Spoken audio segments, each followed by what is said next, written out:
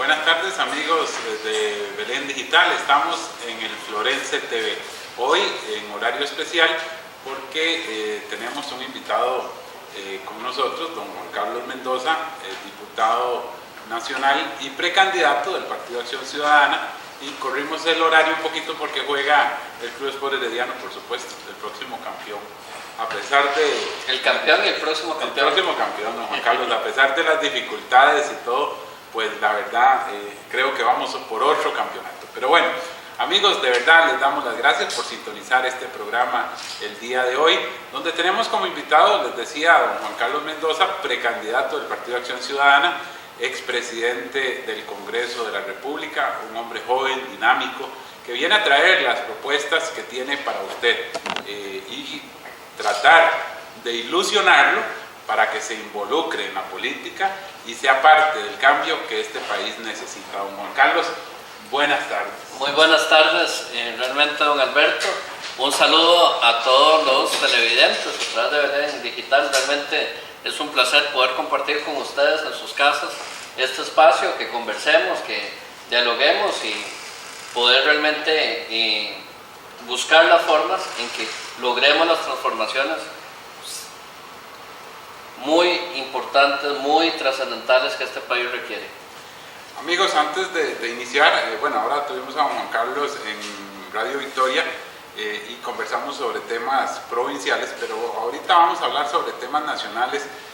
Antes de dar inicio, recordarles que ya 10.000 ejemplares del periódico El Florense circulan por toda la provincia. Así es que busque su ejemplar y si no logra alcanzar alguno, pues entonces www.elflorense.com o ya la versión digital en PDF está en Facebook, ¿verdad? En Belén Digital, sí. Bueno, aprovechando, ahí está Fernando con nosotros. Fernando, buenas tardes. Buenas tardes, don Juan Carlos y don Alberto. Un verdadero placer y bienvenido a las tierras belemitas. Muchísimas gracias, Fernando. Es un placer estar con ustedes y para servirles. Bueno, vamos a iniciar. Tal vez Fernando tenía una consulta que es importante hablar porque viene a traer todo el tema que hemos venido impulsando a través del grupo informativo El Florense y de Belén Digital sobre las zonas francas que ha afectado tanto a Belén, Fernando. Sí, básicamente, don Juan Carlos y amigos, como ustedes se acuerdan, en Belén Digital interpusimos un recurso ante la Sala Constitucional, un recurso contra la ley 7810 que nos afectó tanto acá. Lamentablemente la Sala Cuarta resuelve diciendo que Belén Digital o Fernando Vargas no es la persona representante legítima de la comunidad, sino más bien debe ser el alcalde. El alcalde ya interpuso él un recurso a su vez contra esa ley, pero en el interín, mientras esto se resuelve, don Juan Carlos, la Municipalidad de Belén ha venido impulsando una reforma a la ley de patentes en la Asamblea Legislativa. Sabemos que usted es una persona muy consciente de la realidad de los cantones. ¿Cómo va esta situación, don Juan Carlos? En este momento la Municipalidad de Belén está en una situación crítica y es bienvenida su ayuda a ellos. Muchas gracias, Fernando. Definitivamente la ley de patentes de Belén queremos que sea aprobada a la brevedad. La semana pasada se retrasó porque se incorporaron otros temas en la agenda legislativa, en el espacio en que se iba a discutir ese proyecto, pero yo estoy confiado y esperanzado de que el próximo lunes va a ser votada en primer debate la ley de patentes. Me parece por lo demás central que entendamos que tenemos que ir dando pasos para que estos proyectos de reformas en materia tributaria a nivel local se decidan en cada municipalidad. Descentralizar esa toma de decisión. No debería cada proyecto que tiene que ver con materia impositiva en gobiernos locales llegar a la Asamblea Legislativa. Creo que es un cambio que también tenemos que concretar para darle cada vez más poder al gobierno local. Oye, don Juan Carlos, de verdad sería buenísima esa iniciativa, porque ya hay muchas municipalidades no tienen quizás el apoyo político que tiene don Horacio Alvarado, que él es el alcalde de la municipalidad y sabemos que ha hecho una labor de cabildeo intensa ya. Entonces, pero viene a mi mente el caso de una municipalidad alejada como Talamanca u otras, ¿verdad? Es un paso necesario. Creo que cada vez más la política se tiene que acercar a lo local. A donde se tienen que tomar las decisiones. Las decisiones en muchos casos, y yo esperaría que paulatinamente vayamos dando los pasos para que desde los consejos de distrito haya cada vez mayores presupuestos para que se tomen las decisiones sobre el manejo presupuestario desde la unidad más básica política, cuáles son los consejos de distrito. Me parece que es un paso necesario y un paso que hay que dar hacia la democracia participativa y efectiva en esos mecanismos. Costa Rica sigue siendo un país muy centralizado, donde todas las decisiones se están tomando mucho a nivel legislativo. Eso no es correcto. Yo creo que hay que separar los ámbitos y hay que darle más poder al gobierno local. Muchas gracias, don Juan Carlos. Don Juan Carlos, hablando un poco sobre temas nacionales, muchos costarricenses dimos una lucha por una institución como el ICE, donde yo todavía no me explico por qué tanta insistencia en tratar de liquidar una empresa que solo bien ha traído al país. Y ahora vemos que entra en problemas, pero quisiera que usted nos hable sobre la institución que regula todo esto de comunicaciones. Me parece increíble las condiciones que le ponen al ICE para hacer algunos negocios. Pareciera que aquella promesa que iban a soltarle amarras y que el ICE iba a ser más competitivo, parece que eso no es cierto, Juan Carlos. ¿Qué se está haciendo para que el ICE no termine en manos de grandes empresarios de las telecomunicaciones? ¿Por qué afectar al ICE?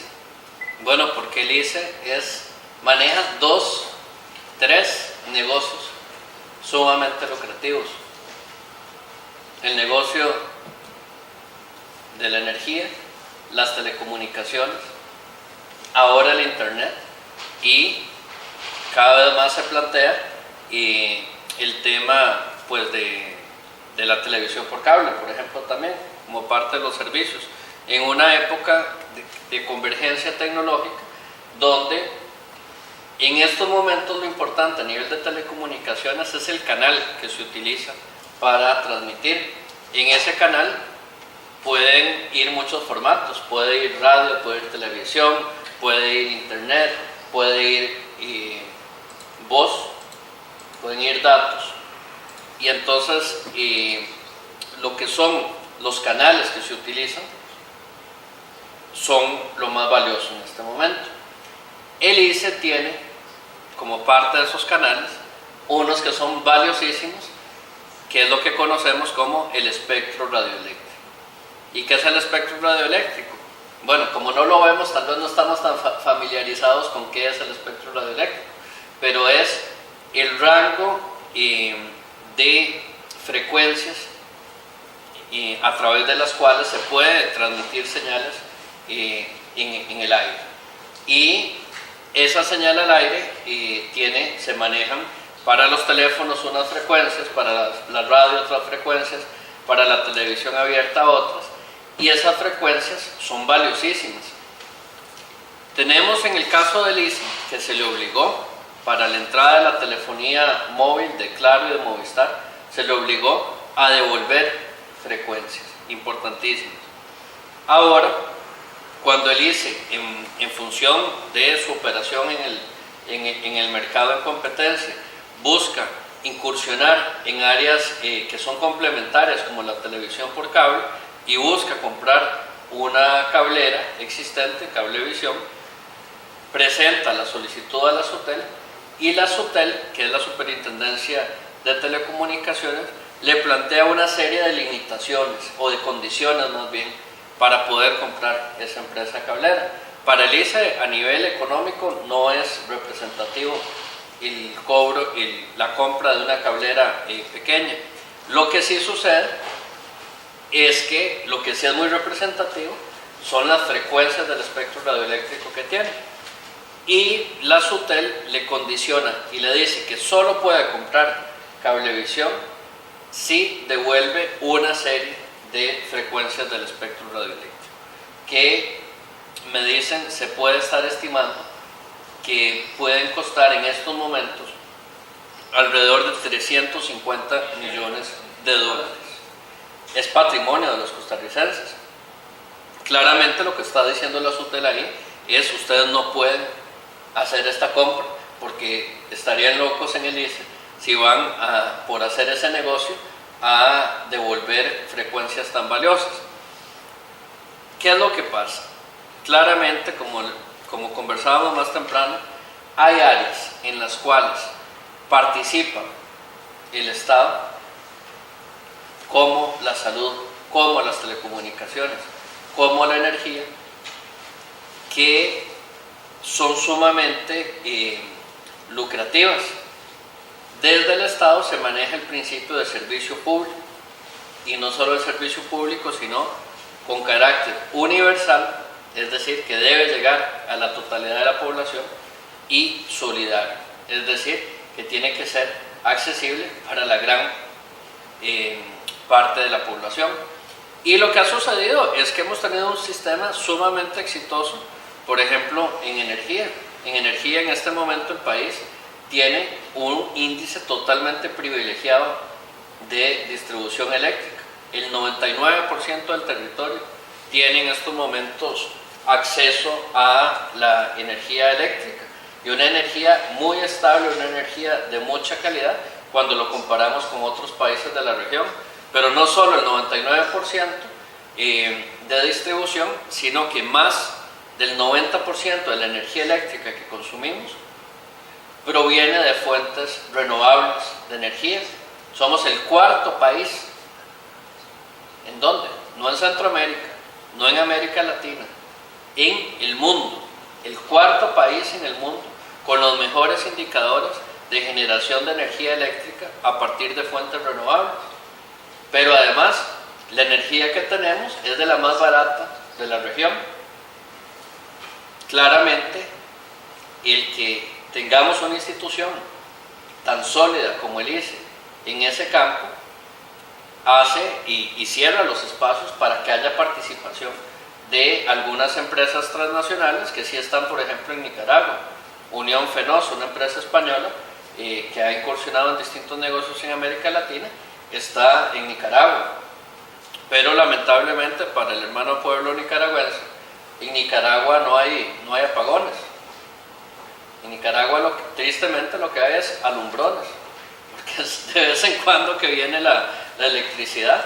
O sea, es sumamente inestable, y eso es fruto de ese sistema en el cual no hay unas inversiones sostenidas, y además, como en el resto de Centroamérica, se genera sobre todo a partir de fuentes no renovables que hacen que esa electricidad sea mucho más cara. Don Juan Carlos, todo eso lo tenemos claro, pero ¿qué está haciendo la clase política por proteger esta institución? Que es lo que hemos venido viendo, que día a día van minando las fuerzas y van minando la economía del ICE, y inevitablemente va a desaparecer. Bueno, este diputado en concreto fue el primero que al momento de ver lo que estaba haciendo SUTEL,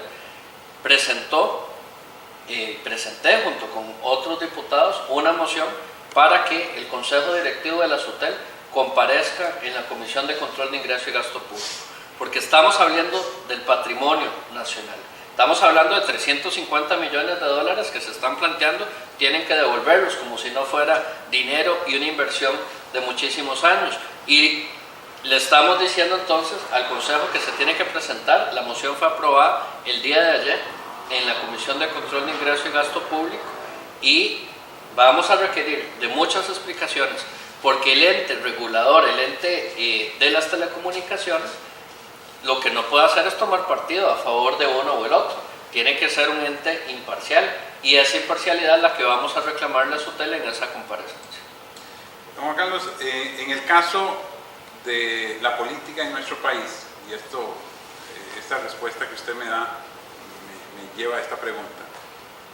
Antes estaba muy bien definido, parecía que había un cierto temor y decía, bueno, está el grupo político, la clase política, está la clase empresarial, y todos decían pues que nunca se meta la clase del narcotráfico en la política. Pero resulta que sí, tal vez no se ha metido, o tal vez no se ha metido tan fuerte, pero la clase empresarial se juntó con la clase política. Entonces ahora tenemos políticos empresarios que venden nuestros bienes, nuestras playas, nuestras islas. Ahora políticos quieren concesionar islas.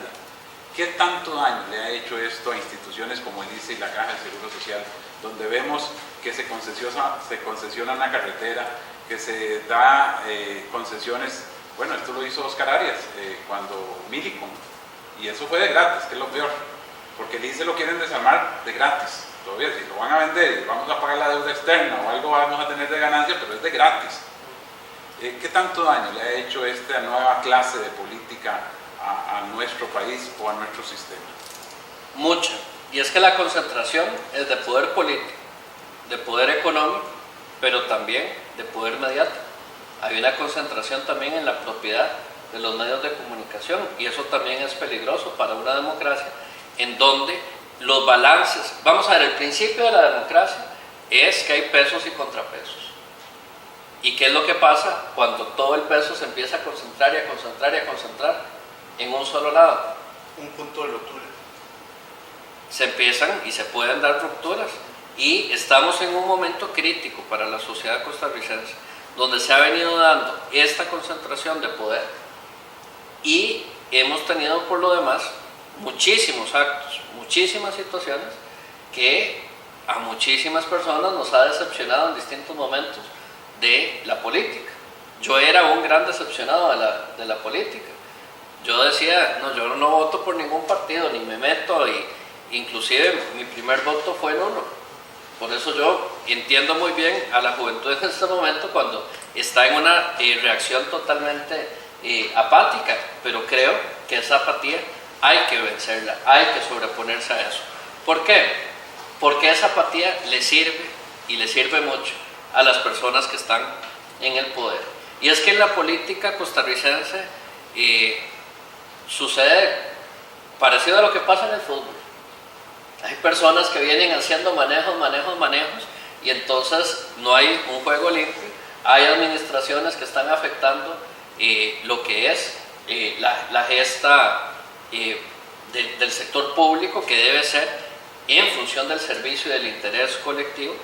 Y cuando en un partido de fútbol solo tenemos a uno de los equipos jugando y están los otros sentados en la banca, lo cierto del caso es que la balanza se inclina muy peligrosamente.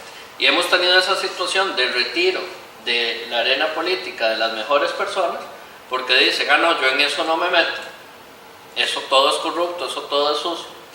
Y lo que se ha hecho es dejarle el campo libre, la cancha libre, a quienes vienen sirviéndose de la política. Entonces, ese punto de inflexión hay que hacerlo. Hay que hacer un cambio que pasa por la participación de la gente, pasa por la participación política de las personas.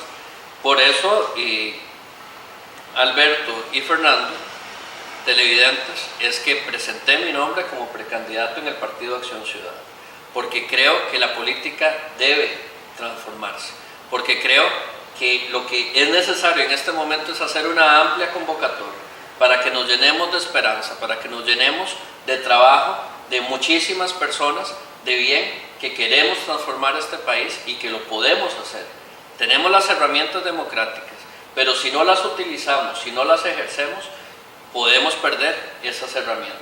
La concentración de poder político, económico y mediático que se viene dando en este país es peligroso.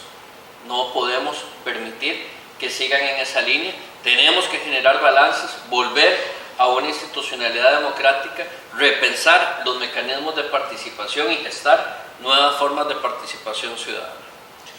Don Juan Carlos, ahí escuchándolo hablar, bueno, me viene a la mente, y yo creo que Alberto también, los grandes periodos en donde la Asamblea Legislativa ha entrado en crisis, en donde un solo diputado, mediante técnicas que ya todos conocemos, detiene el proceso o detiene el avance legislativo. ¿Cómo se puede hacer? Porque, don Juan Carlos, usted tiene toda la razón. Costa Rica está en una circunstancia como una bomba de fuego, es decir, en cualquier momento puede estallar y puede generar situaciones violentas. ¿Cómo podemos lograr que la Asamblea Legislativa, que viene siendo como el foro de discusión de los temas y el foro en donde la política, pues en buena teoría, debe de expresarse sanamente, sea más efectiva? Lo primero, tenemos que elegir mejores diputados. Lamentablemente. Para elegir mejores diputados hay que transformar no solo la participación de la gente en los partidos políticos, sino, como lo comentábamos anteriormente en el programa en radio, también las formas de elección de los diputados y diputadas. Pero también creo yo que hay que desmitificar una visión que hay, que una asamblea legislativa que funciona es aquella donde se aprueban muchas leyes. ¿Qué es lo que ha pasado? Este país ha generado leyes, y el problema no son las leyes, el problema es que las leyes que existen no se cumplen. Entonces es más importante, creo yo, hacer cumplir las leyes y no generar leyes contradictorias, mal hechas, que vienen a generar una serie de trabamientos, de burocracia innecesaria y de incoherencias en toda la administración pública. Y creo que es más importante, incluso yo he dicho muchas veces, creo que tal vez la mejor ley es la que derogue un montón de leyes que tienen contradicciones, tienen inconsistencias y que hay que eliminar para hacer fluir ciertos procesos. Pero retomando este tema, el ciudadano de a pie, como dice don Alberto, el que vive los asaltos, el que vive todas las circunstancias diarias que se dan en todas nuestras ciudades, resiente mucho de que los zampones son personas que se saben al dedillo el sistema legal y saben burlarlo. De hecho, hay casos, y lo hemos visto por la prensa, de tipos que tienen 50 o 60 pasadas a los tribunales de justicia, pero la ley en una forma efectiva no hace que esos ciudadanos enderezcan el camino, sino que casi que los premia. Yo creo que la clave está en lo último que usted dijo: enderezcan el camino. Si estamos como sociedad pensando en que las personas que cometen ilícitos se pueden corregir y pueden cambiar sus vidas y ser ciudadanos de bien, porque fíjese que lo que sí ha pasado es que se han endurecido muchísimo las leyes, y en estos momentos Costa Rica, de todo el continente americano, es el tercer país en población carcelaria. Solo Estados Unidos y Brasil, porcentualmente, evidentemente, a las poblaciones respectivas, tiene más presos per cápita que Costa Rica. Entonces, el tema de que en Costa Rica la gente no va a la cárcel es un mito que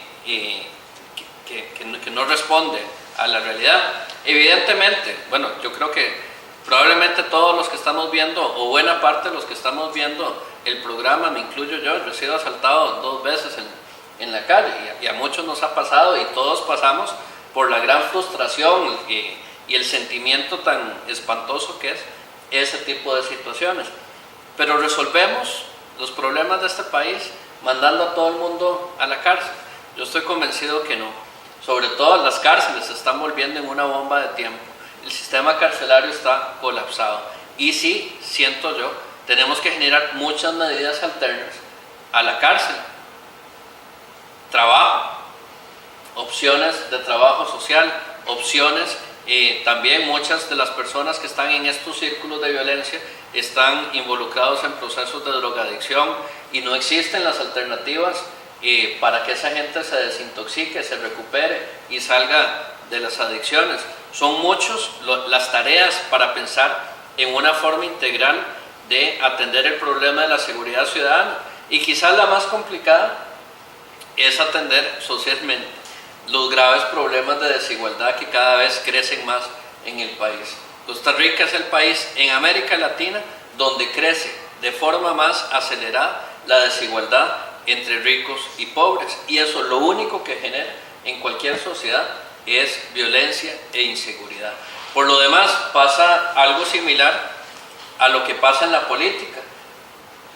Los ciudadanos nos encerramos en las casas, dejamos el espacio público, dejamos los parques, dejamos las calles, y las toma el hambre. Creo que también hay que hacer todo un ejercicio ciudadano de retomar el espacio público, de retomar las calles, de decir son nuestras, de las personas trabajadoras y honestas, y no del AMPA.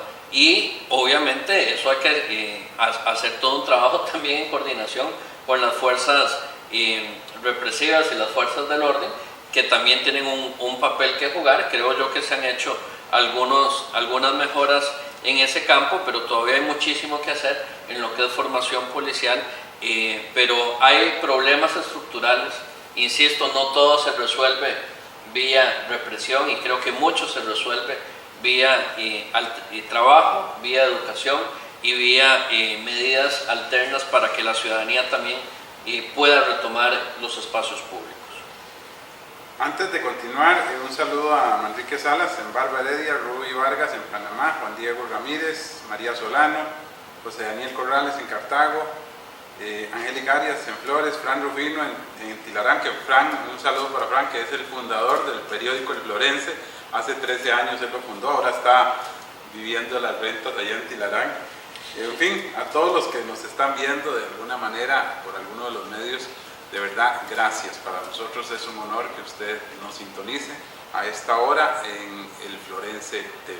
Un saludo de mi parte también para todos ellos. Para todos ellos que nos están viendo. Don Juan Carlos, usted dice que la balanza se ha ido inclinando hacia cierto sector y esos sectores son sectores económicamente muy poderosos. En el caso de que usted logre la presidencia, porque vemos que tiene un ambiente bastante bueno y un político joven, sano, o como decían nuestros abuelos, no tiene rabo que le majen, ¿verdad? Que es importante y las nuevas generaciones buscan esa figura y podría ser usted. Decía don Rafael Ángel Calderón Fournier el viernes pasado que 6 meses antes de una elección salió un candidato y ese fue. O sea que él tiene la esperanza de que salga un candidato de consenso.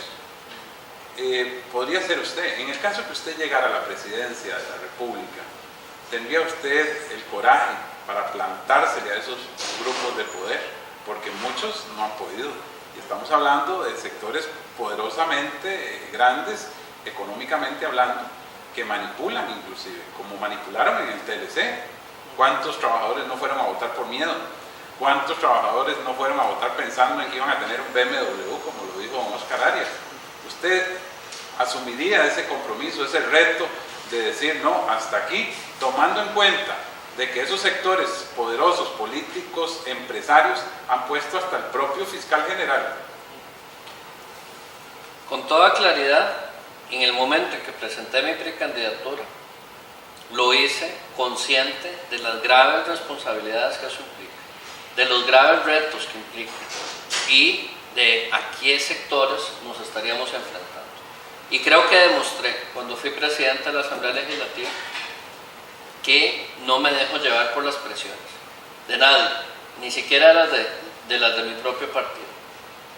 Porque cuando tuve que decirle que no al proyecto fiscal, lo hice con toda contundencia, a pesar de que un sector importante dentro de mi partido lo estaba apoyando. Yo lo creía inconveniente y supe manifestar esa diferencia.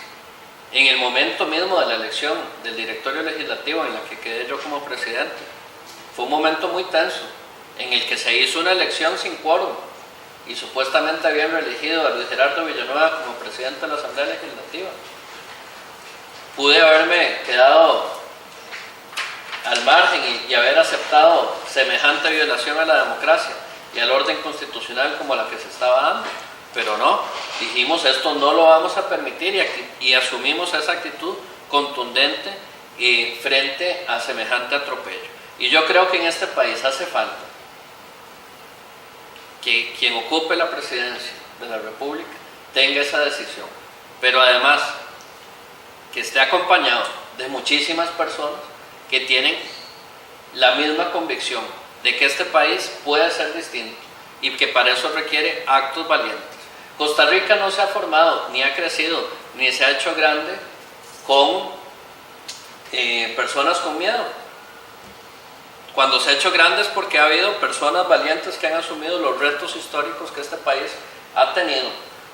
Eso sucedió en 1856 en la gesta nacional, sucedió en 1914 al 17 en la presidencia de Alfredo González Flores, sucedió en los grandes acuerdos de los años 40 que involucraron a sectores tan distintos de la vida nacional como la Iglesia Católica, la oligarquía del momento, en la figura del presidente en ese momento, don Rafael Ángel Calderón Guardia, y el Partido Comunista en la figura de don Manuel Mora.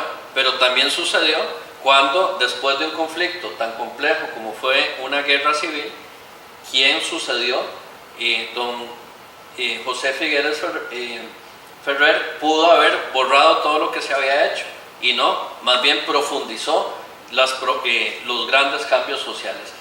Costa Rica se ha hecho grande a partir de actos de mucha valentía que han marcado diferencias con respecto a el quehacer tradicional, y creo que Costa Rica en este momento requiere de muchas personas valientes que asumamos los grandes retos que este país nos está demandando. Nos pregunta un grupo organizado de Belén, parece jóvenes, que se llama Mechudos de Belén, me imagino que son bastantes. Pregunta para don Juan Carlos Mendoza, ¿qué opina de lo que sucedió en la marcha estudiantil del fotocopiado para estudiar? Bueno, un saludo a los mechudos de Belén. Yo en mis tiempos de universidad era mechudo también. Definitivamente creo que es condenable los distintos actos de violencia que se han dado, que se dieron ese día. Yo creo que no es la forma adecuada. Yo creo mucho en la protesta y en la manifestación de las inconformidades de la ciudadanía, pero creo que esas manifestaciones siempre deben ser pacíficas. Creo que cuando la acción directa no violenta se ejerce, se han hecho grandes transformaciones en el mundo, y tenemos ejemplos de grandes líderes históricos a nivel mundial por las vías pacíficas: Gandhi, Martin Luther King, muchísimas manifestaciones pacíficas en este país y en el mundo entero que han dado muestra de que se logra muchísimo más por las vías pacíficas que por cualquier ruta de violencia. Y creo pues que también se dan estas situaciones.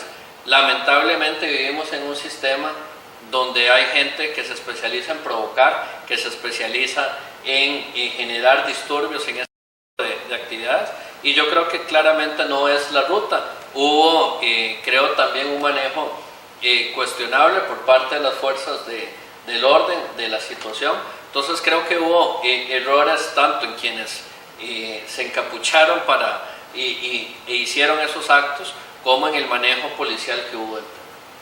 También Gabriela Mena, a la que le agradecemos los elogios con este programa. De verdad, Gabriela, para nosotros es un gusto más bien que usted nos haga el honor de vernos y escucharnos.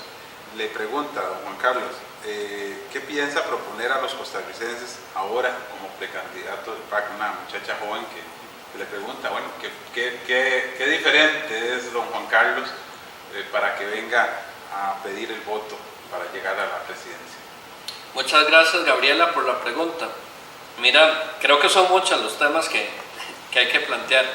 Hay 3 ejes básicos que yo estoy planteando dentro de mi propuesta, que de paso soy el único precandidato en todos los partidos que en estos momentos tiene publicada una propuesta concreta en su página. En mi página, que es mendoza.cr, vas a poder ver mucho más detalle alrededor de 3 grandes ejes: derechos humanos y buen gobierno, medio ambiente, y algo que creo que es definitivamente fundamental, que es oportunidades.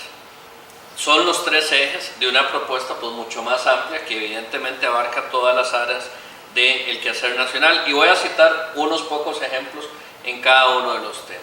Creo que como sociedad tenemos que llegar a grandes acuerdos en los distintos temas y en temas estratégicos. Bueno, yo creo que como sociedad tenemos que plantearnos convertirnos en una sociedad del conocimiento, donde la innovación esté como punto central de los distintos procesos productivos del país, y creo que ahí hay importantes reformas que hacer para generar una relación transparente entre el sector público, el sector privado y también los centros de investigación, las universidades, en que se pueda generar sinergias oportunas entre esos foros, entre esos espacios, y generar un desarrollo con equidad.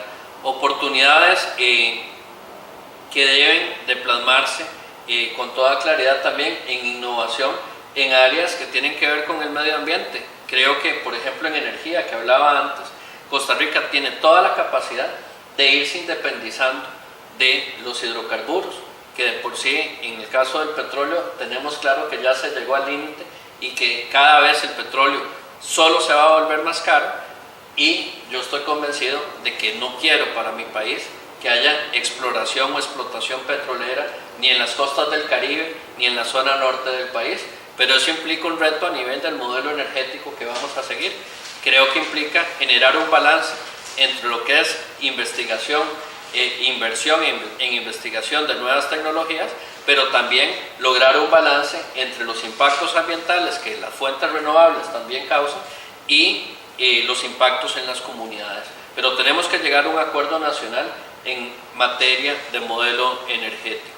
Creo, por lo demás, que tenemos que generar muchísimas oportunidades laborales y de empleo para la juventud.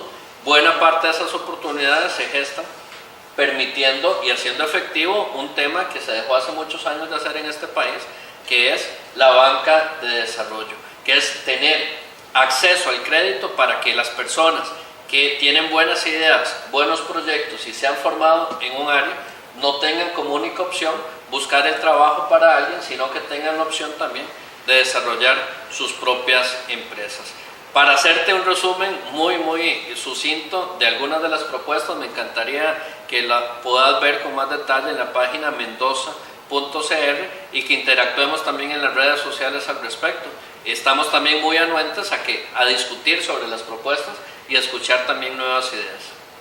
Amigos, estamos esta tarde en el Florense TV, transmitiendo acá desde los estudios de Belén Digital por www.belendigital.net. También nos puede sintonizar a través de www.elflorense.com, que retransmite esta señal. Vamos a ir a un breve corte comercial y regresamos con más con el diputado Juan Carlos Mendoza.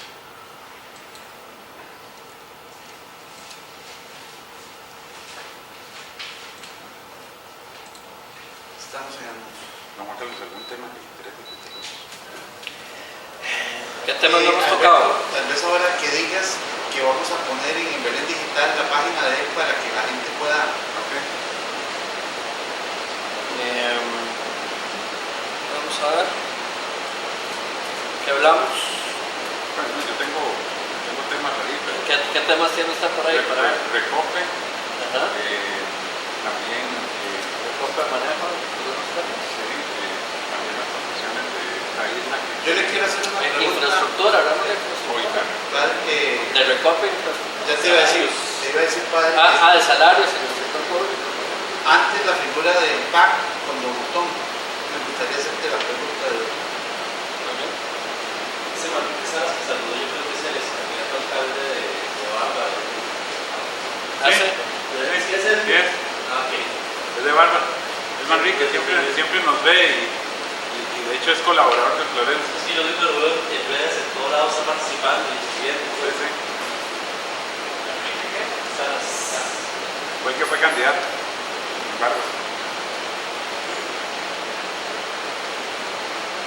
Director de cultura, de infraestructuras. Él y doña Janet Cordero nos colaboran en Florense. Sí. Él es el que nos manda los pachos de Barba y doña Janet columnas ahí también. Y el Florense en todo era director de trabajo. Menos a la piquita, no alcanza la planta para Claro. ella.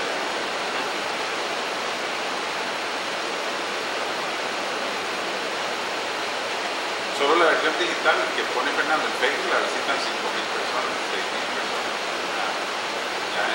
Todo suma, ¿verdad? Claro. Aquí trajimos a doña Vivian Quesada, nomás al principio, ¿va? Y nos dieron en ese momento, empezando el programa, como 780, dice doña Vivian, ¿cuántas puertas no dejo de tocar, ¿verdad? Vamos en vivo, Alberto. 3, 2. En Gimnasia Artística Belén les estamos esperando para formar a sus hijos. Clases en diferentes horarios y son para hombre, mujeres, niños y niñas.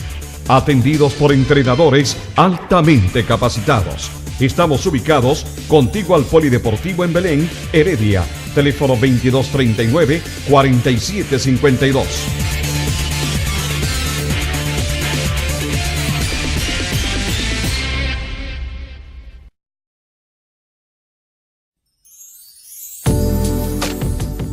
Apartotel Oro, su opción en Belén. Cómodas habitaciones, amplio y seguro parqueo, en el centro de San Antonio de Belén, para sus familiares, amigos o cuando reciba personal técnico de su empresa.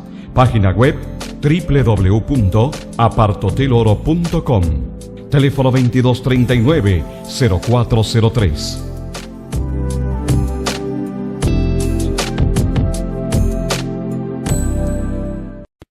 Muy cerca de su casa está su centro comercial La Ribera, con los comercios más especializados en restaurantes, bancarios, supermercado, librería, boutiques, paquetería, tiendas y entretenimiento infantil. Además de servicio en salud como farmacia, clínicas estéticas y dentales y óptica, amplio parqueo y alta seguridad. Visítenos, Centro Comercial La Ribera, 2 kilómetros al oeste del Hotel Marriott en Belén. Teléfono 2239-5005. En Ofimuebles y Remodelaciones nos especializamos en fabricar muebles a la medida y el gusto del cliente. Todo en muebles para su oficina. Tenemos más de 30 años especializándonos en la ergonomía y belleza de su oficina. Oficinas en Paseo Colón y fábrica en San Antonio de Belén. Teléfonos 2293-6317 y 2255-1951.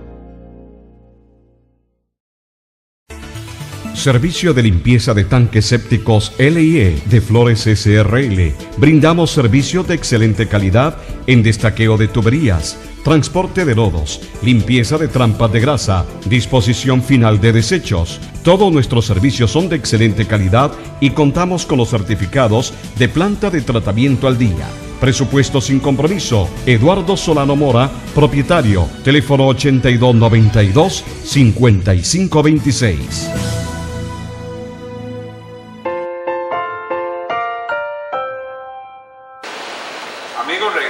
Estamos esta tarde transmitiendo en horario especial una conversación con don Juan Carlos Mendoza, precandidato del Partido Acción Ciudadana, al que ustedes pueden visitar en sus páginas de internet, que va a quedar en el muro de Belén Digital, del Florense, para que ustedes puedan ver la propuesta de don Juan Carlos y ahí mismo aportar, sugerir o criticar lo que crean que no está bien, ¿verdad?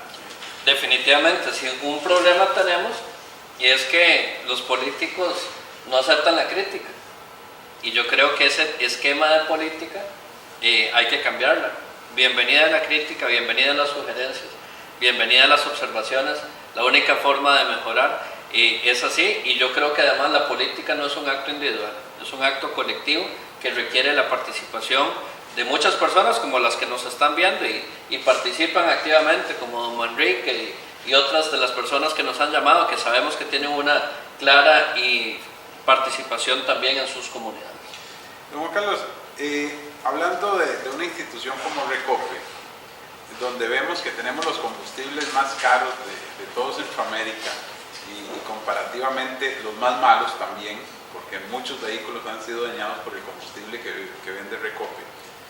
¿Qué se puede hacer con esta institución?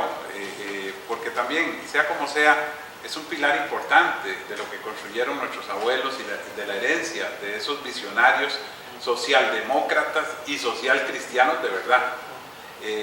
No dejamos de querer esa institución, pero vemos que se ha convertido en un gran elefante blanco ahí que está carcomiendo la economía de muchísimos costarricenses. Eso sí, si usted llega a la presidencia, ¿qué haría con esa institución? Pero que sea consciente, porque al fin y al cabo, don Juan Carlos, no nos vaya a decir, haría esto y al final usted se topa con otra realidad, como decían nuestros abuelos, no es lo mismo verla venir que bailar con ella, ¿no? Y eso es lo que pasa con muchos políticos, nos dicen, pero a la hora de la llegada se topan con una realidad muy diferente. Bueno, yo lo primero, y con respecto a ese último comentario, creo que hay que tener claro que Costa Rica ha sido llevada por un camino que para cambiarlo y para modificarlo no bastan 4 años, no es suficiente. Y creo que en ese sentido lo que estamos gestando en este momento es el nacimiento de un movimiento que espera prolongarse en el tiempo. Y esperamos, estamos trabajando en función de generar una coalición nacional que pueda tener el manejo político, el manejo social, el manejo y de alianzas con sectores sociales y productivos que nos permita pensar al país en un proyecto de largo plazo. Recope definitivamente es una institución que se ha vuelto en eso que usted dice, un elefante muy complejo. En el mundo existe un déficit de refinerías. Tenemos el otro elemento que mencionaba antes, que es que el petróleo ya llegó a la meseta y ahora está decaída en la producción. Cada vez la explotación petrolera es más cara, los recursos son más difíciles de encontrar y hay procesos de refinería que son más complejos por el tipo de crudo al que se tiene acceso. Entonces, mientras hacemos esa transición que hablaba hacia energías renovables, yo sí creo que es importante tener una refinería a nivel nacional. Nos sale mucho más barato al país hacer la refinería en Costa Rica que importar el producto terminado. Buena parte de la diferencia en los precios no está por el hecho de que recope o no recope. Buena parte de las diferencias en los precios con respecto a otros países tiene más que ver por las cargas impositivas que hay sobre el combustible. Y la calidad debe mejorar. Tenemos varios años en que Recope se ha limitado muchísimo en sus capacidades de refinería. Hay muchas áreas en las cuales ya no está haciendo esa refinería. Se ha planteado como alternativa un proyecto con una empresa conjunta Costa Rica-China, y la empresa se llama Soresco, la que se estableció para resolver este tema. La idea de la refinería, como les digo, yo que quiero eliminar el petróleo paulatinamente del país, sin embargo sí estoy de acuerdo en que se haga la refinería, pero tengo serios cuestionamientos sobre la forma en que se ha venido desarrollando ese contrato de la empresa conjunta Soresco, ya que hay varias preguntas que he lanzado a la dirección de Recope como diputado de la República sobre el manejo que se ha dado, los estudios de factibilidad que se han dado y los efectos pues, que tendrá sobre la economía costarricense. Insisto, con la refinería yo estoy de acuerdo, pero creo que hay que hacerla de la forma adecuada y con transparencia y claridad. Una institución en que, digo, hay temas más cortos, digamos, pero que nos muestran inconsistencias, como es la contratación de la empresa Procesos que se dio por parte de Recope, la famosa recomendación de Leonardo Garnier y de Luis Lieberman para la contratación de la empresa Procesos. Entonces, creo yo que esos temas hay que verlos, pero con transparencia total, porque estamos hablando de operaciones que no son de algunos miles de dólares, son de millones y millones de dólares, y los efectos sobre la economía nacional son determinantes. Hay algo importante, y bueno, quiero saludar a don Eduardo Solano. En el programa anterior, don Eduardo Solano es sumamente crítico del programa que hicimos, ¿verdad?, con el Rafael Ángel Calderón, y me gusta mucho el comentario que pone ahora. Dice, esto sí vale la pena, una gran persona. Muchas gracias, don Eduardo. Yo sí quiero decirle a Juan Carlos, yo no soy periodista, yo lo que hago es administrar, entonces yo sí tomo partido. Dicen que los periodistas no tienen que tomar partido, yo sí tomo partido, y esto yo creo que debe llamar a la reflexión sobre el compromiso que adquiere una persona que postula su nombre, porque yo que he visto los comentarios de don Eduardo y sé que es sumamente crítico con los políticos de la vieja guardia y los que han decepcionado al pueblo, lo está poniendo una gran persona. Entonces, muchas gracias, don Eduardo, y es que somos de los mismos, porque yo soy sumamente crítico con esos políticos de vieja guardia y por eso me metí en política, porque me di cuenta que si no participaba, pues estaba también siendo parte del problema. Y creo, y esta es una invitación a que mucha gente buena, don Eduardo, usted, a la gente buena que usted conoce, invitémosla a participar y a transformar la política en este país. Si no participamos, si no nos metemos, les dejamos toda la cancha sola a los que vienen haciendo la política tradicional, y la única forma de cambiarla es participando. También María Solano, que se une a nosotros, Esther Rodríguez, Amir Cajar y Periódico La Cordillera. Así es que a todos ellos un saludo. Fernando. Don Juan Carlos, la figura de Otón Solís dentro del pacto, o sea, hablan de que va a ser o de que no es, o sea, en realidad por un lado dice que no, pero da señales de que tal vez, y como decía, a veces un tal vez es un sí, pero ¿cómo está la situación en el pacto? Usted que es precandidato ya abiertamente definido, don Otón no va a participar más, pero me imagino que va a ser una figura importante o no. Don Otón Solís sin duda es una figura importante como el fundador del partido, como el líder que en su momento permitió este espacio de renovación de la política que es el Partido Acción Ciudadana, junto con muchas personas que fundamos el partido. Mi única experiencia político-partidaria es en las arenas del Partido Acción Ciudadana y agradezco muchísimo que ese espacio haya surgido, si no probablemente no estaría en ninguna otra fuerza político-partidaria. Ahora, ¿qué es lo que sucede? Don Otón ha sido totalmente claro. Él ha dicho con absoluta claridad que no va a ser precandidato del Partido Acción Ciudadana y yo creo en la palabra de él y estoy seguro que jamás violentaría pues eso que tantas veces ha manifestado. Don Juan Carlos, bueno, nos quedan unos minutos, es increíble cómo se nos va el tiempo. Hablaba con un vecino de San José de la Montaña, don Jeremías Montero, que siempre ha apoyado su partido. Y él decía, Alberto, si hay algo que me deprime es ir a pagar los impuestos, porque lo único que uno ve es que se roban la plata en canastos, y esa fue la frase que él utilizó. Vemos la trocha de la vergüenza, y eso que fue un descaro, pero veamos algo cerquita, el Puente de la Platina, $3.000 millones, o yo no sé cuánto gastaron, hay un dineral en un arreglo que ya hay que votarlo. $3 millones. $3 millones. Y ahora nos dicen que van a meterle 5 millones más para dejarlo bien. Pero son dineros votados. Dineros de todos. Ya gastaron 1.500 millones de colones y ahora van a gastar 2.500 más. Entonces, don Juan Carlos... Pero ahí incluye una ampliación del puente, bueno, eso es lo que dice, ¿no? Bueno, pero se supone que el primer arreglo debía funcionar. ¿Qué pasa, don Juan Carlos? ¿Con qué ilusión llama usted a los costarricenses a participar en una política que lo único que lleva al gobierno son personas que no cuidan, por no decirles otra palabra, nuestros recursos, nuestro dinero, el que tanto cuesta, y motivar al costarricense a ir a pagar impuestos para que sean malgastados o dados a un funcionario que gana 18 millones de colones mensuales? La única forma es demostrando con hechos que las cosas pueden ser distintas. Y es que se ha generado aquí el mito de que no hay dinero. Mito número 1.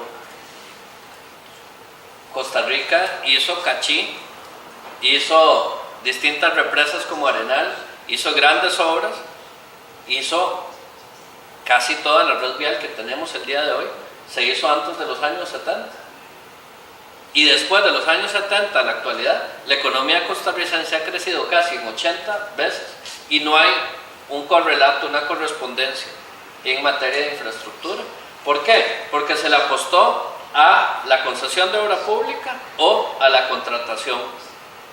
Y el Ministerio de Obras Públicas y Transporte, que fue sumamente dinámico y que sabía construir muy bien obra pública, fue completamente desmantelado y se volvió la cuna de la corrupción en este país. Escándalo tras escándalo en todas las administraciones. El MOP en un gobierno nuestro va a ser completamente reformado, va a volver a construir obra pública. Hay que empezar por volver a comprar máquinas, sí, contratar ingenieros que sepan hacer las cosas, y los tenemos en el país, y el país produce excelentes profesionales, excelentes personas. Tenemos de los laboratorios más sofisticados de materiales en el ANAM, en la UCR, tenemos todo el recurso para hacer obra pública de calidad. Y en un gobierno nuestro, el MOP vuelve a hacer obra pública, se acaban los contratos con unas poquitas empresas que son las que siempre quieren los contratos de obra pública y que tienen a la red vial como la tienen en estos momentos. ese cambio hay que hacerlo, y hay que hacerlo en general en la infraestructura. Yo creo que Costa Rica no se puede dar el lujo de seguir sin desarrollar infraestructura de obra pública. Decía, y ya hablando de política electoral, decía don Rolando Araya, que estuvo con nosotros, que si usted no tiene una cantidad de dólares enorme, mejor no se meta, porque sin plata no se sale. Yo no creo en ese consejo, me metí sin plata y voy sin plata, pero vamos a recuperar la iniciativa ciudadana, el trabajo voluntario y las muchas pequeñas donaciones que creemos que son la forma de hacer una política distinta en este país. Bueno, pero indudablemente, don Juan Carlos, el dinero mueve. Ahora tenemos una campaña de un candidato que, bueno, pareciera que es mudo, pero solo fotos pone en sus anuncios publicitarios. No escucho propuestas, no veo nada, pero bueno, eso está moviendo y está levantándolo en las encuestas. Ahora va por un 24%, según dicen algunas encuestas. ¿Qué hacer? ¿Cuál es su propuesta o cuál va a ser su estrategia más bien para lograr sin dinero, primero alcanzar la candidatura y después la presidencia? Y ahí, antes de que conteste don Juan Carlos, agregarle a la propuesta de don Alberto el estilo Obama, de pequeñas contribuciones de grandes cantidades de personas, de democratizar a través de internet el manejo político. Pero eso es otra cultura. No, pero se puede lograr. Aquí cuesta hasta que en la misa echen los 100 pesos. Yo creo que sí es posible, y estamos trabajando en esa línea. Hay barreras que existen dentro del sistema electoral, sobre todo porque lo que es fundamental es acreditar que son personas físicas costarricenses las que hacen las contribuciones. Entonces, pero es un tema que estamos resolviendo. Queremos muchas pequeñas donaciones para no ver de ninguna forma comprometido nuestro pensar con ningún tipo de financiamiento de esos que llegan y ponen los cheques y después reclaman distintos tipos de políticas. No, la política es para servir a un bien colectivo. Tenemos y estamos recibiendo en la cuenta del Partido Acción Ciudadana, a nombre del Movimiento Esperanza, estamos recibiendo contribuciones y estamos generando un esquema de transparencia y rendición de cuentas sobre cada uno de los recursos que se reciban, que eso nos parece fundamental. Frente al poder del dinero, lo único que podemos contraponer es el poder de la gente, el poder del ciudadano, de usted que nos está viendo, de usted que está observando esto. Si no contamos con ese tipo de apoyos de la ciudadanía que está dispuesta a poner 1,000 colones, 5,000 colones al mes, o eventualmente hacer una donación un poquito mayor de 10,000 o 20,000, lo que usted pueda apoyar en una contribución más grande. Pero si además no contamos con los muchos recursos humanos que existen en este país, a eso estamos apelando, a tantas personas que saben hacer cosas, que saben de distintas profesiones, de distintas carreras, que nos pueden contribuir con trabajo, que pueden contribuir en ese poder ciudadano, que es la única forma de desentar la política, de cambiar las formas como se vienen haciendo las cosas. No podemos pretender llegar al poder bajo los mismos esquemas de la política tradicional, no podemos comprometer nuestros principios en el proceso, y por eso la forma de la campaña es completamente distinta a lo que vemos en el Partido Liberación Nacional. Y también hay una barrera generacional, don Juan Carlos. Usted es representante de una generación nueva de políticos, entonces sí capta lo que está pasando en Estados Unidos. Ese es el futuro de las campañas políticas aquí y en todo el mundo. Bueno, yo creo que en cierta parte, porque en Estados Unidos lamentablemente también se ha dado una influencia de empresas farmacéuticas, empresas petroleras, que han marcado en mucho la política de ese país. Yo creo que en Costa Rica tenemos que hacer un serio análisis sobre cómo se maneja la deuda política y cómo realmente se da la oportunidad de que las personas, independientemente de su condición socioeconómica, puedan participar en la política nacional. La política no puede estar reservada a la gente con dinero. Eso no es una democracia. Cuando la política está reservada a las personas de grandes capitales, eso no es una democracia. Eso hay que cambiarlo y tenemos que hacer un cambio fundamental en el sistema de elecciones. Yo creo, por ejemplo, que el Tribunal Supremo de Elecciones debe administrar franjas de pauta publicitaria en todos los medios de comunicación distribuidos entre las distintas fuerzas políticas. Creo que tiene que haber un acceso mucho más justo de eso, y creo que debemos de ir además eliminando las contribuciones privadas y manejar una deuda pública que haga que al final no sea el poder del dinero, sino el poder de la gente y la convicción de las ideas la que determine una elección en este país. Nos queda un poco tiempo y usted está entrando en un tema que a mí me apasiona, que es el financiamiento de partidos políticos. El fiscal general decía, y tal vez en unos pocos minutos porque también tenemos otra pregunta, el fiscal general decía que no persiguiéramos hormigas cuando hay grandes elefantes. Eso es lo que yo entiendo, sencillamente es roben poquito porque no los vamos a perseguir.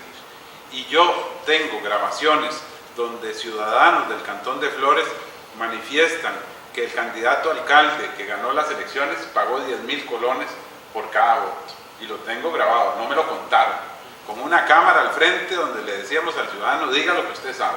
Ese dinero salió de los famosos contratos falsos que hicieron para tener una caja chica, y ahí compraron las famosas cocinas Volcán, que tengo en mi oficina también, y las compré yo a 10.000 colones para tener una prueba ahí fehaciente de lo que pasó. Entonces, ¿qué hacer cuando el mismo fiscal general, la autoridad máxima en este país, viene y dice, bueno, no vamos a perseguir esto porque son pesetas? Mire, son delitos. yo realmente estoy cansado de enviar casos al Ministerio Público y que no pase nada. O sea, cuando hablamos de inseguridad ciudadana, que estábamos hablando antes, para mí es mucho más urgente que, claro que es importante también que el raterillo de la calle tenga una condena, pero es bastante más urgente que los raterillos, los raterotes de cuello blanco tengan consecuencias por sus actos, y eso definitivamente hay impunidad en este país. Y si algo socava los cimientos de una democracia es cuando el sistema de justicia no responde frente a los actos de corrupción de los más grandes, cuando la justicia no tiene la balanza pareja y cuando no está realmente juzgando independientemente de la condición de poder socioeconómico o político. Y eso es una triste realidad que requiere cambios sustanciales en la institucionalidad democrática y controles. Yo creo que definitivamente la Fiscalía se tiene que independizar, además del Poder Judicial, y creo que yo estoy presentando un proyecto de ley en ese sentido, lo tenemos bastante trabajado, y nos interesa generar un cambio en la Fiscalía, porque si seguimos por esa línea, definitivamente hay mucho peligro. En su momento se dieron señales muy positivas con los procesos que llevó en su momento el exfiscal Francisco Dalanés, pero hay que no puede depender de la persona que llegue a la Fiscalía, sino que tiene que ser un proceso institucional. Automático. Don Juan Carlos, antes de que se me vaya, hoy se anunció en la prensa que se elevó los casos del PAC al Ministerio Público. ¿Qué criterio tiene usted sobre ese manejo? ¿Qué pasó? Bueno, yo creo que es conveniente que se investigue a todos los partidos políticos, y en el PAC estamos completamente claros que es absolutamente diferente, y que las situaciones que se han expuesto sobre el financiamiento de los partidos políticos en el PLN y en otros partidos, y los del Partido Acción Ciudadana. En el caso del Partido Acción Ciudadana teníamos contratos de verdad, contratos con firmas de verdad, contratos por trabajo realizado de verdad, que no fueron cancelados porque no se llegó a los límites de la deuda correspondientes, pero que están totalmente en el marco de la legalidad, en el marco del derecho. Algo nos ha caracterizado como partido y no estamos dispuestos a arriesgarlo bajo ninguna forma, y es presentar esa alternativa de coherencia y de manejo correcto de los recursos públicos. Así lo hicimos, y creo yo que si se va a una investigación, bienvenida sea la investigación, bienvenida sea esa investigación, y creo yo pues que definitivamente lo que es el jefe de campaña y lo que las distintas autoridades del partido darán cuentas sin ningún problema sobre esos temas. Don Juan Carlos, cuéntenos ya para terminar sobre la reunión que se realizó el sábado pasado en Río Segundo de la Alajuela. Nosotros tuvimos informes de esa reunión. ¿Y qué tan dispuesto está usted a llegar a un consenso para sacar un candidato? Y si eventualmente estaría de acuerdo en apoyarlo, aunque usted no sea el candidato. Yo estoy convencido que tenemos que gestar ese proceso de unidad nacional. Y estoy convencido que yo puedo contribuir mucho y por eso estoy presentando mi nombre como precandidato a ese proceso. Creo que tiene que ser un proceso democrático basado en una visión común, en compartir visión de largo plazo. No, insisto, los 4 años no son suficientes. Tenemos que ver el país a 40, 50 años plazo, llegar a grandes acuerdos, llegar a una propuesta práctica de un proceso de convención entre los distintos partidos que conformemos esa coalición, y creo que evidentemente tendremos que respetar el mecanismo que se establezca y respetar la candidatura que salga de él. ¿Usted estaría dispuesto, a diferencia de Don Otón, a llegar a algún consenso, aunque sobre la mesa solo no hayan solo 10 y hayan 9, 8, 7, porque en esto de la política no todos tienen, o algunos han sido cuestionados? Entonces Don Otón ha sido claro en que si está fulano no, si está sotano no. ¿Usted piensa igual o podría sentarse a la mesa con todos los actores? Yo lo que creo es que tenemos que partir de un programa común y de principios de buen gobierno, principios de manejo transparente, de manejo claro, y donde las decisiones del presidente de la República sean muy claras y muy contundentes en contra de cualquier manifestación de corrupción. Eso tiene que ser un logro de esta coalición. Todas las personas que estén dispuestos a seguir esos principios y esas rutas que se planteen deben de incorporarse, y quienes no estén dispuestos y quieran venir a practicar la política tradicional, pues quedarán automáticamente excluidos a partir de esos principios que establezcamos. Yo creo que hay que conversar con todas las personas y ver qué disponibilidad hay de apegarse a una ruta de principios, a una ruta programática, a una ruta patriótica, que es muy necesaria en estos momentos en el país. Si don Otón Solís, si don Rafael Ángel Calderón Fournier y don Otto Guevara, por ejemplo, están en esa parte o en ese grupo, ¿usted está dispuesto a seguir? Que ambos han estado acá, por cierto. Yo creo que el calderonismo histórico, el calderonismo que se originó desde don Rafael Ángel Calderón Guardia y toda la gesta que hizo en el país y las reformas, importantes reformas sociales que hicieron, tienen un referente en muchísimas personas de bien en este país que pueden aportarle mucho a un proceso de este tipo. Creo que hay muchas personas que han participado en el movimiento libertario con quienes podemos compartir visiones en algunos temas fundamentales. Por ejemplo, yo con la diputada Marielos Alfaro de Heredia he podido coincidir en muchos temas fundamentales de combate a la corrupción y de control político sobre casos que se vienen dando, de mejora regulatoria que hay que hacer en el país. Yo creo que hay puntos de encuentro. Lo que no podemos sacrificar de ninguna forma son los principios, y por eso los principios y las formas como esos principios se van a traducir en acciones concretas tienen que estar absolutamente claros. Si las personas están dispuestas a entrar en ese marco, pues bienvenidas a la participación. Si quieren operar bajo esquemas de la política tradicional, yo creo que de eso ya hemos tenido suficiente. Bueno, creo que hemos llegado al final del programa el día de hoy. Nos quedan muchos temas que tocar.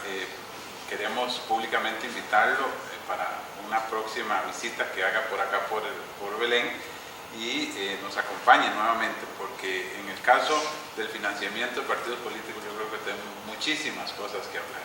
Muy bien, muchísimas gracias por el espacio, Fernando, Alberto y todos los televidentes en sus casas, en sus computadoras, en sus teléfonos, donde nos están viendo. Muchísimo gusto, y que tengan muy buenas tardes y muy buen fin de semana. A todos los que nos han escuchado y visto a través de la señal digital, les damos las gracias. El próximo viernes, el diputado Danilo Cubero del Partido Libertario va a estar acompañándonos a partir de las 4 de la tarde por Radio Victoria y a las 5:30 a través de Belén Digital. Así es que, y de hoy en 15, un tema de sexo y qué, hablando de sexo abiertamente con dos profesionales del tema, como siempre en el Florense trayéndole temas diversos. Vamos a descansar un poquito de la política sí. Y vamos a tener ese tema de la rutina en el matrimonio, sexo y qué, hablando abiertamente sobre el sexo. Así es que los invitamos a todos, que Dios los bendiga, muchas gracias por habernos acompañado y los esperamos nuevamente el próximo viernes.